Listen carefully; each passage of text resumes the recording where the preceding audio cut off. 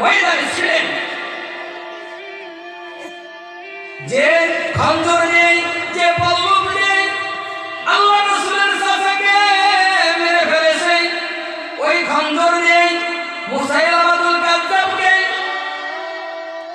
খঞ্জর দিয়ে আঘাত করে তাকে, ওই কাফেরকে দাজ্জালকে দুনিয়া থেকে বিদায় করে দিয়েছে।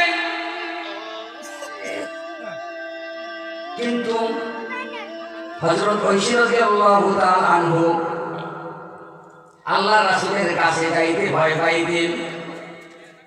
তাহলে তার রওজা মুবারক জিয়ারত করতে কি যাইতে পারবে? হযরত ঐশী রাদিয়াল্লাহু তাআলা আনহু স্বপ্নে যুগে দেখেন যে আল্লাহ রাসূল তাকে ডাকতেছেন, যে ঐশী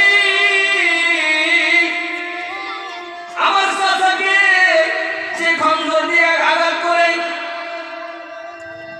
তাকে শহীদ করেছ,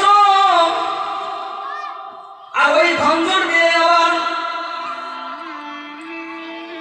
যে নবী দাবি করেছে, নবীর পরে নবী আছে, কথা বলে নবীর পরে নবী আছে, যদি কেউ নবী দাবি করে সে কি বিনা হিসাবে কাফের, বিনা হিসাবে কি কাফের। কথা বুঝাইতে পারছি? আল্লাহ রাসূল তাকে স্বপ্নে দেখেন, ঐশী রাদিয়াল্লাহু তাআলা স্বপ্নে দেখতেছেন যে আল্লাহ রাসূল ডাকতে আছেন। কোথায় ডাকতেছেন? মক্কায় ডাকতেছেন, যে লোক আসে তুমি আমার রওজায় আসো, কারণ আমার চাচাকে যে খঞ্জর দিয়ে দুনিয়া থেকে বিদায় করেছো, আর এই দাজ্জাল কাফেরকে দুনিয়া থেকে বিদায় করেছো, তোমার আমার মধ্যে একটা পর্দা ছিল, এই পর্দাটা আমি উঠিয়ে নিয়েছি, তুমি এখন আসো, আমার কাছে আসো। যখন এই স্বপ্নে যুগেটা দেখলেন, তখন আল্লাহ রাসূলের রওজা জিয়ারত করার জন্য ঐশী রাদিয়াল্লাহু তাআলা আনহু চলে গেছেন। তার প্রতি যে একটা রাগ ছিল, সেই রাগটা কি উঠে নিয়ে গেছে, আর রাগ নাই।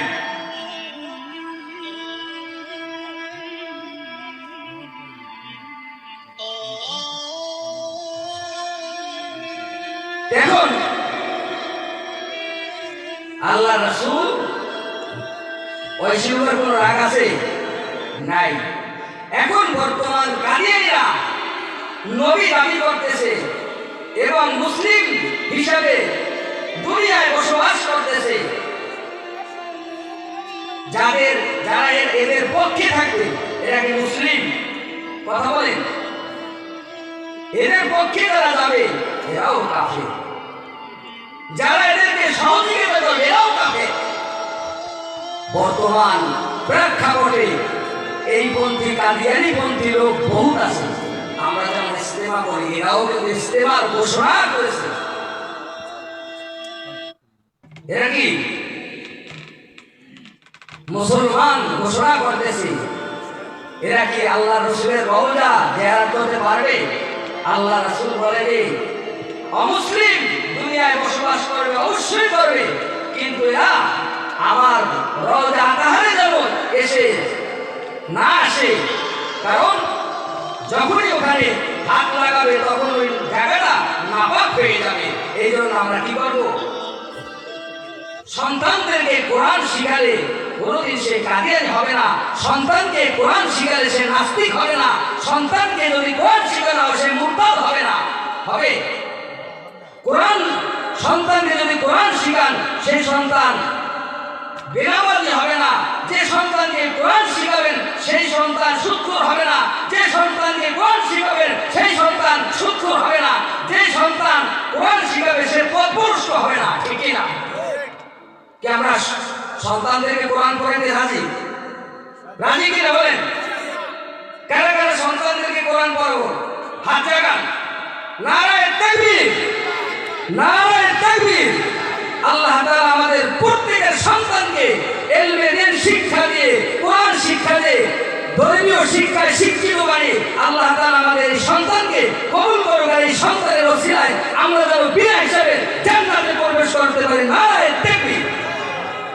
আল্লাহ তাআলা আমাদের সবাইকে কবুল করুন।